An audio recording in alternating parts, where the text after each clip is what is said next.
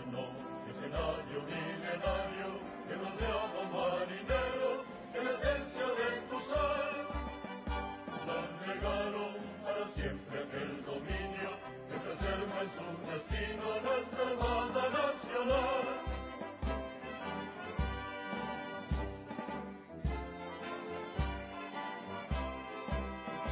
La gloriosa marina peruana conserva la llama de la tradición, pues allí patrullando sus aguas, tarea sagrada es nuestra misión.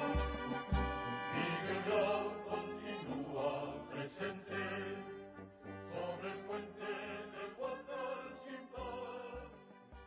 Estamos en el local de la Asociación Nacional Promarina del Perú, en el distrito de Lima, y contamos con la importante presencia el día de hoy del señor contraalmirante Fernando Grau Umlauf, quien es bisnieto del gran almirante del Perú, Miguel Grau Seminario, a quien le agradezco mucho su presencia para dar esta importante entrevista.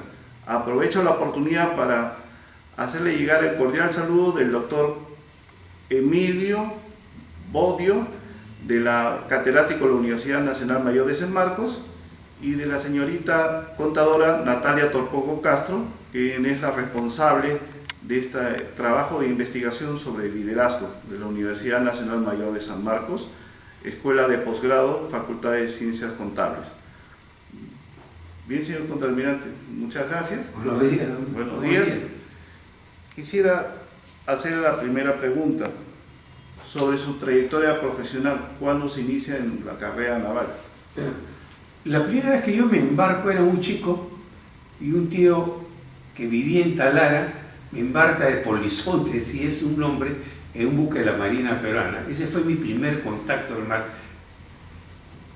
Después, que yo hubiera querido ser marino, francamente no lo tenía presente.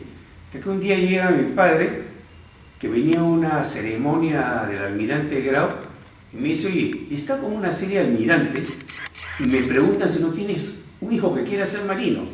¿Tú quieres ser marino? Le dije: papá, encantado. Así fue mi decisión y no me arrepiento de haber tomado esa decisión, porque me siento feliz siendo marino y felicito a mi padre que me hiciera esa pregunta. ¿Quién sabe? Vivía lejos del mar, no sé qué sería, pero no había ese amor hacia el mar, esa predilección hacia el mar. Sí conocía algo de Grau, pero nunca había pensado en ser marino. Tal vez era muy joven en ese momento, pero esa fue mi decisión. Ahora, yo ingresé a la Escuela Naval en 1956, yo tenía 14 años, ¿no? O sea, se apuraron para que yo ingresara y no me desanimara, y me recibí joven, muy joven, a los 19 años. Hice mi carrera, no me quejo, y dentro de mi carrera, quién sabe, un punto muy importante es cuando viajé a Chile siendo cadete para traer los restos de mi bisabuelo. Tuve la oportunidad de conversar con el presidente chileno, que en el momento que estaba pasando, nuestro embajador, el doctor Goitisolo, le dijo: este es el cadete Grau, bisniete Grau, y me jala y me da un gran abrazo, ¿no? Esa fue una de las cosas que me impresionaron bastante. Y después, durante la carrera, tengo muy larga sería la cantidad de anécdotas como cualquier oficial de marina. He sido oficial de buque, he sido comandante de buque, he sido director y subdirector de la Escuela Naval, he sido agregado naval, he sido comandante de zona naval, en fin, he pasado por todos los lugares, así como he seguido los cursos que nos corresponden, además cursos universitarios y cursos en escuelas superiores. Creo que la preparación que teníamos los oficiales de marina, por lo menos lo de mi generación, y creo que ahora es mejor, ha sido muy buena. Señor contraalmirante, ¿ha visitado alguna vez el monitor Huáscar? No, nunca lo he visitado. Dentro de mi familia sí lo han visitado varios. Lo visitó mi padre en una oportunidad que estuvo en Chile, y a mi hijo, de boga era la competencia, él era timonel, pesaba pocos pesos, tenía poco peso, y le pidieron que izara la bandera peruana. y salió de la nada un bisnieto del almirante Prat. Se hicieron muy amigos y esta familia Prat atendió muy bien a mi esposa. Lo llevaron al Huáscar, a mi hijo, Grau, y a este chico Prat, y les enseñaron, hicieron un reportaje muy bonito que fue muy publicitado en Chile. Pero yo particularmente no he ido. ¿Por qué razón? No sé. No tendría una respuesta que darle en este momento. Entiendo. Señor contraalmirante, háblenos ahora acerca de su bisabuelo, el gran almirante Miguel Grau Seminario. En su vida de político, muy pocos peruanos conocen esa etapa. Bueno, Miguel Grau era piurano. Uno podía lanzarse a político por la zona, ¿no? Eso es de acuerdo a lo que dicen los códigos de ese momento, que he procurado leer. Entonces, en Paita, que era el lugar donde él se había hecho marino, lugar donde había nacido hacia el mar, vamos a darle un nombre, le piden que lo represente. En ese momento, las disposiciones políticas permitían al oficial de la Fuerza Armada participar como diputado. La razón final era defender los intereses de la Fuerza Armada, pero buscaba una provincia y fue la provincia de Paita. Entonces hubo una preelección, no que no votaban todos, sino había un grupo del cual él salió con el 100%, todos lo apoyaron, ¿no? Era casi un bolo fijo en ese momento. Eso nos lleva a pensar que Grau ya era un personaje ante la guerra, ¿no? Ya había estado en el combate naval de Aptao, había fundado el club de la Unión, y el pueblo de Paita le pidió que fuera diputado. Entonces él ingresa como diputado, entra a las elecciones, y en uno de esos, ¿cómo se llama?, recesos del Congreso, Grau le pide al Congreso una autorización para viajar traer los restos de su padre. Su padre había fallecido en Valparaíso en una etapa que Grau pasó en la Unión por Valparaíso, y había una revolución en el Perú, la revolución del presidente Prado contra Peset por el problema de los españoles. Entonces no quería que se plegara a Prado, el presidente Peset, y manda al padre, el padre fallece ahí. Bajo esa experiencia, viaja con dos hijos, sus hijos mayores, Enrique y Miguel. Cuando llega a Valparaíso, probablemente entró todo en el campo de la suposición, se aloja en la casa de su cuñada, que era casada con un comandante chileno, Oscar Biel Toro. Visita los buques y ve que están los dos cruceros, el Cochrane y el Blanco Encalada, en dos cruceros grandes o acorazados grandes que están en Valparaíso. Grau tiene mala suerte en ese viaje porque, estando con su hijo en la cubierta del buque, se cae y sufre un accidente muy grande. Cuando regresa al Perú, día después, fallece el hijo. En esta condición, Grau va donde el presidente Prado y le informa lo que había visto. Era capitán de navío, diputado, hombre joven, más o menos 43 años, 42, 43 años, y el presidente Prado le pide que sea comandante general de Marina. Y él asume la comandancia general de la Marina antes que muchos oficiales. Probablemente le haber traído muchos contratiempos, como es entre las personas. Y él presenta una memoria, está un año ahí, presenta una memoria que describe exactamente cómo está la Marina, lo mal que estaba la Marina. Rescata, sí, algunos puntos la educación, ¿no? Que teníamos buenos oficiales, que se había formado una escuela de marineros, de grumetes, y que estaba bien, eso lo resalta, pero que el material estaba en pésimas condiciones.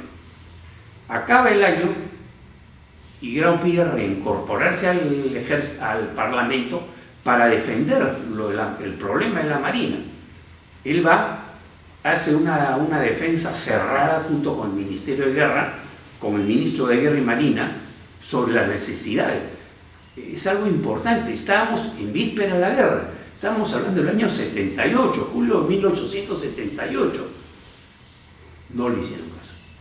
No le hicieron caso, por más que explicaban, y más aún, redujeron el presupuesto de la Fuerza Armada. Indudablemente hay que reconocer que el país pasaba en ese momento unas condiciones económicas muy difíciles y redujeron. Viene la guerra, viene la invasión de Chile a Bolivia en el 14 de febrero y la declaratoria del Perú el 5 de abril del 1879. Se reúnen todos los comandantes de buque, a lo que en ese momento se llamó la Junta de Marina, y dentro de todos los comandantes deciden qué puestos, quiénes deben ir a cada comando. Entonces Grau pide ir al Huáscar. ¿Por qué pide ir al Huáscar? Porque él ya había sido comandante del Huáscar 8 años continuos. Entonces era un buque que él conocía la tripulación, conocía el manejo del buque. Comunica al Congreso, el Congreso le extiende un permiso y él deja el Congreso. Aquí hay algo muy personal de Grau, muy personal de la familia, y radica en la familia, en sus hijos. Él tenía 10 hijos, perdón, en ese momento 8, pues 2 ya habían fallecido, eran chicos, el mayor tenía 11 y el otro creo que meses de nacido, ¿no? Entonces, vengo ya como oficial de Marina, padre de familia, la decisión muy importante debe haber sido el apoyo de su esposa para que Miguel Grau se embarcara. Miguel Grau se embarca en el Huáscar, deja a la familia con gran preocupación, le deja una carta firmada y se embarca a bordo del Huáscar. Ya después viene toda la guerra de Chile, que ya la podemos comentar más adelante.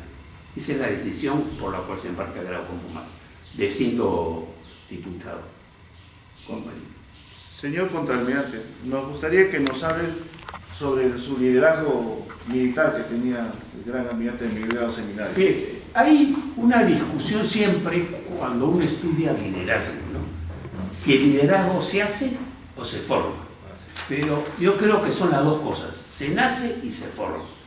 Grau, a través de su vida, da muestras de ser un líder. Les pongo un caso, por no hacer muy largo esto. Él lo mandan a traer unos buques por la guerra de España a Francia. Trae la Unión y venía otro comandante en la América. No me reservo los nombres. Entonces la dotación no era peruana, era una dotación que habían tomado, así jaladores, como darle un nombre, habían tomado de la zona y les habían hecho creer que se iban a ir a Estados Unidos. ¿Por qué? Porque esos dos buques que compra el Perú de emergencia para la guerra con España eran buques que habían mandado a construir la Confederación Americana a Francia. Entonces el Perú decide comprar esos buques porque ya se los pedían urgente, se endeudan más, total, vienen los buques. Y llegan un momento en que se sublevan en su buque, al darse cuenta de que no venían al Perú. Entonces Grau convence a la gente, controla a la gente, su liderazgo se impone. No pasaba en el otro buque. El otro buque se había desatado y el comandante no podía controlar a la dotación esta multinacional. Entonces Grau pasa de su buque, que era Unión, pasa a la América y controla también la situación marina. Entonces cuando regresan van teniendo una serie de problemas que los va controlando. Él era un hombre en esos momentos de 33 años, 34 años, y va controlando. Llega parte de su liderazgo ya como civil, llegan a Brasil para entrar al Perú, y el buque sufre mucho. No, lo agarra una tormenta, sufre bastante el buque, y pide a los astilleros que lo reparen. Pero los astilleros brasileros están preparando una guerra, la famosa guerra tripartita, que viene después, y todos los buques brasileños están en reparación. Convence a las autoridades brasileras, convence a los astilleros y le reparan el buque. Y le hacen todas las mejoras que le permitió la Unión ser un buque que acompañó al Huáscar en su momento. Ya como marino digo, en el Huáscar, como comandante del Huáscar, la gente lo veía él. La gente lo respetaba por su liderazgo. Y tanto a él como, digamos, mucha gente de los pueblos, poblaciones que a veces el Huáscar tenía que recalar, se subía a bordo y lo felicitaba por cómo estaba manejando. No nos olvidemos que dentro de esta campaña naval, un buque muy chico, ¿no? Nosotros queremos ver, es una cosa casi insignificante, evitó, ¿no?, con su accionar, él y su tripulación, porque el buque es un equipo, que los chilenos desembarcaran en el Perú. Ya cuando se pierde el Huáscar, se perdió la guerra. En la campaña, el presidente Pinto, que era el presidente chileno, más de una vez preguntó: ¿habremos hecho bien enfrentarnos a los peruanos? Porque no sabían, si hemos tenido un grau en el mar, ¿cuántos graus habrán en tierra, ¿no? Ese es parte del liderazgo que tiene Grau nato, que es lo que nos enseña a nosotros. Señor contraalmirante, luego del combate de Iquique, el monitor Huáscar hunde al Esmeralda. El gran almirante Miguel Seminario dirige una carta a la viuda de Prat. Sí. ¿Cuál es su impresión? Hay muchos historiadores que le critican ese gesto de Grau de devolverle sus pertenencias a... Si Grau no hubiera hecho eso, tal vez no hubiéramos conocido la vida de Grau, no hubiéramos entendido quién es Grau, ¿correcto? Él es un hombre muy humano, así como es un militar. Él sabía que se enfrentaba a la guerra y le dice a su mujer: acá no hay casi resultados positivos, ¿no? Él se enfrenta a un señor, Arturo Prat. Arturo Prat, de acuerdo a los partes de guerra, que es lo que tenemos que entender, se lanza al buque, ¿no? Y fallece. Grau, desprendiéndose de todo, desprendiéndose de las cosas materiales del Huáscar, de este señor Prat, del Arturo Prat, decide devolvérselas a su esposa. Una carta muy bonita, dando el sentimiento, ¿no? Y él manda la carta primero a un chileno para que se le entregaran a su concuñada, la señora, ¿cómo se llama?, esposa de Biel, Manuela Cabero de Biel, ¿no?, para que le entregaran la carta. Y dentro de la carta manda la espada, ¿no? La espada indudablemente es un símbolo de poder, es un símbolo de mando. Muchos quisieran haberse quedado con ellas, y Grau, dentro de su magnanimidad, dentro de su personalidad, así como era guerrero, era muy humano, decide devolver con una carta pidiéndole, explicándole cómo había muerto su esposo. Cartas que al final el enemigo lo llama el caballero lo mate. Es raro que en una guerra el enemigo le tenga tanto respeto y tanto cariño al adversario. En Chile, Grau es bastante venerado, ¿no? Y pasa hasta una sobrina mía en Chile, visitando el Huáscar también, y me contaba de que entre Valparaíso y Santiago, creo que hay 30 y tantas calles Grau, ¿no?, que se llaman Grau. Entonces, esa es la magnanimidad de Grau. Y también todas estas acciones de Grau lo llevan a que sea, quiero hablar como marino, no como familiar, ¿eh? Y lo que estoy hablando como familiar podría sonar un poco petulante, pero como marino, las acciones de Grau lo lleva a que le digan una serie de gustos en todas partes del mundo. Isabel, la reina, la Catalina de Rusia, la cantidad de cartas de felicitación que llegaban a bordo, y hoy día tiene monumentos o bustos en grande, por lo menos 30 fuera del Perú, ¿no? Y en los cuales se ha reconocido en las marinas del mundo como un personaje.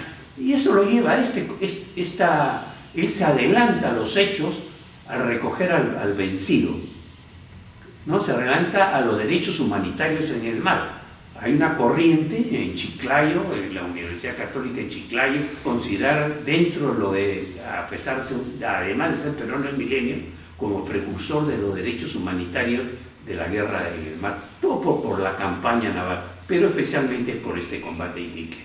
Así que yo creo que Grau actuó bien y la historia lo va a decir. Puede ser que alguno lo critique, nadie es perfecto en la vida, puede haber tenido muchos errores, todos lo tenemos, pero el gran resumen de él fue el almirante Grau caballero. Le quería preguntar, señor contraalmirante, ¿él era devoto entonces de Santa Rosa de Lima? Claro, él era devoto de Santa Rosa, se confiesa antes de salir. Hemos hablado de que puede haber sido desde chico, la abuela era muy católica, había sacerdotes en la familia, seminario del Castillo, ¿no? Y los tíos también habían, y probablemente lo habían mandado a los catecismos que conocemos, entonces él ha sentido un acercamiento hacia Dios que puede haberse creado, aumentado en su vida, en su soledad, en sus viajes, pero sí, él demuestra su religiosidad en estos dos actos.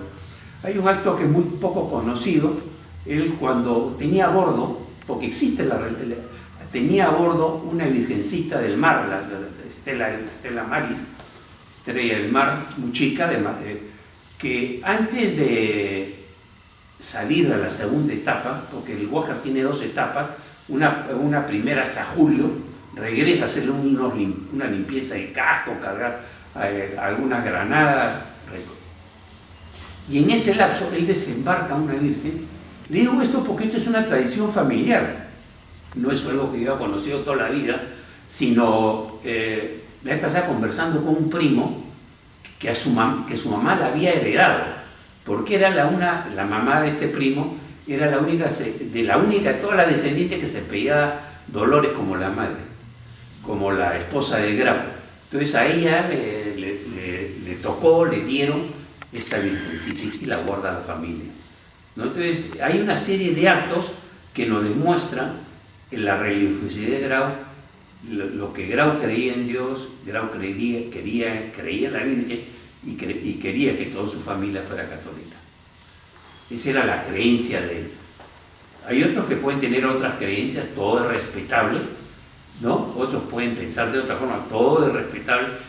Ya hoy estamos en una época en que cada uno tiene su forma de pensar y de ser. Como lo dice el Papa. Sí, el Papa Francisco.